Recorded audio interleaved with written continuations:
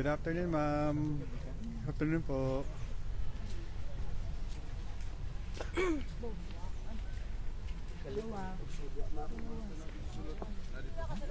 Ang Hanilet. Hello, Mama Hanilet. Hello, Ma. Kumusta ang biyahe? Oo. Kayo nakapasok? Napunta kami doon sa ano. Dito ka lang. We were advised daw pwede magbisita. We were advised daw. We went to the... sila yun. Sa visitors, we asked, are we allowed? Yes. So we just asked. Pwede daw? Wala. Nothing wrong if we can ask. Pwede naman. Pamilya naman sila.